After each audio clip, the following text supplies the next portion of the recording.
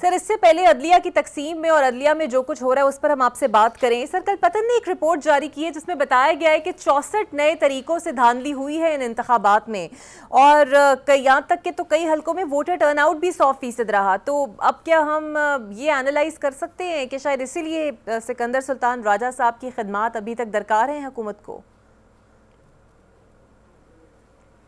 सिकंदर सुल्तान राजा ने तो डायरेक्टली खुद भी जराइम किए हैं ऐसे कि उनको सज़ा मिलनी चाहिए उनकी, और ये फ़ौजदारी सज़ा है और फ़ौजदारी मुकदमात उन पे होने चाहिए।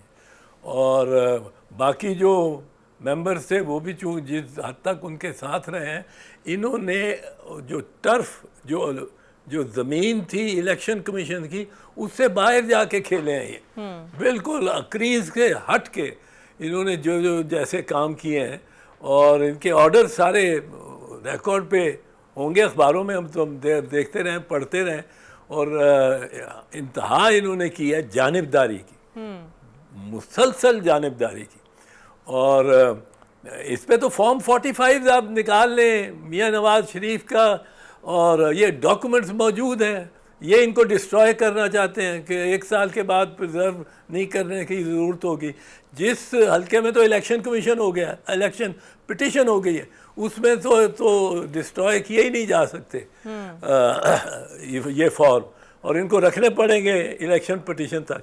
और जिस दिन ये सामने आने शुरू हुए, इसमें अब इलेक्शन ट्राइब्यूनल्स की क्रेडिबिलिटी बहुत एट स्टेक है कि एक तो वो लगे हैं कानून में तरमीम करके, वो सारे उनके लिए तरमीम हुई कि रिटायर्ड जजेस को भी आप ले सकते हैं, और आप इस तरह आए।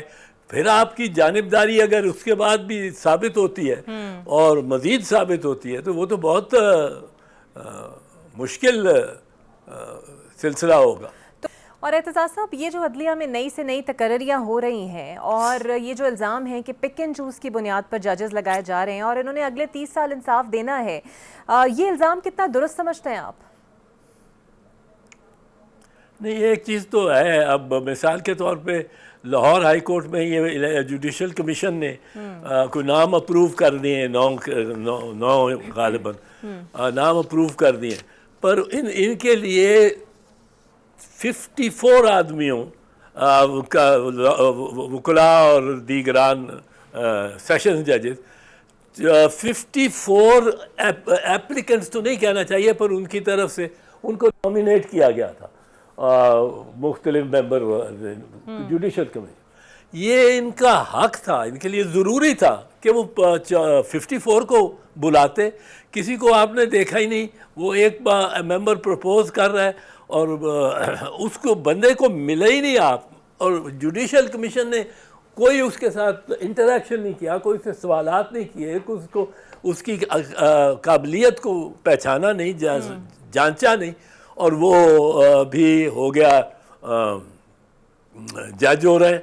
तो ये बड़ी अजीब बात है। एक आप अजीब बात है कि आप जो chief justice Islamabad high court है वो लगाना चाहते हैं एक जूनियर 15 नंबर पे जूनियर जज जो लाहौर हाई कोर्ट में थे, 15 नंबर पे लाहौर हाई कोर्ट में थे, उनको ले आए हैं जज एज इस्लामाबाद हाई कोर्ट जज, और उनको फिर हलफ वो दिलवाएंगे ऑफ चीफ जस्टिस।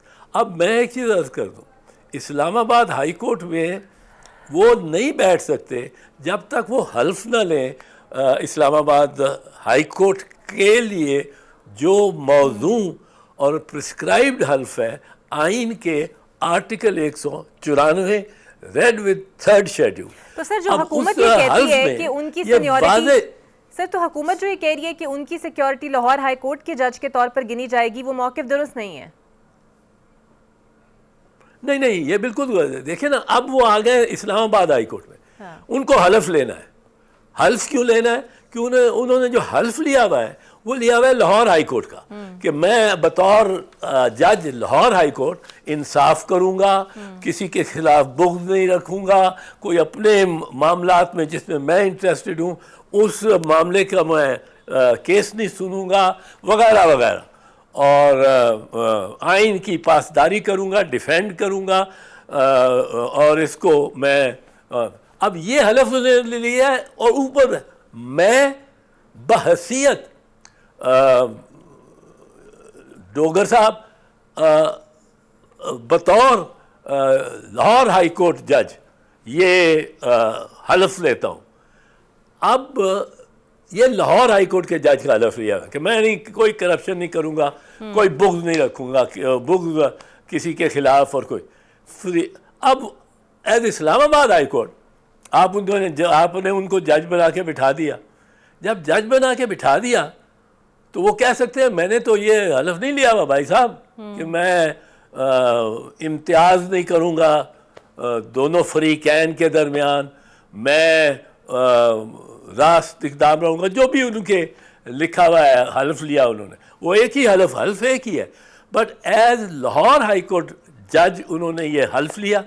अब ये हल्फ जो है ये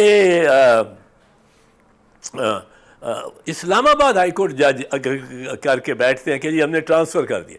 ट्रांसफ़र तो चलो हो सकता है, मुतनाज़ा मामला है, पर चलो कर दिया आपने। पर ट्रांसफ़र होने के बाद अगर उन्होंने इस्लामाबाद हाई कोर्ट के जज के कोई फ़राइज़ और कोई उनके इख्तियारात को इस्तेमाल करना है तो उसके लिए उनको हलफ इस्लामाबाद हाई कोर्ट के जज का लेना पड़ेगा। और जिस वक्त वो हलफ लेंगे वो सबसे जूनियर हो जाएंगे। बिल्कुल।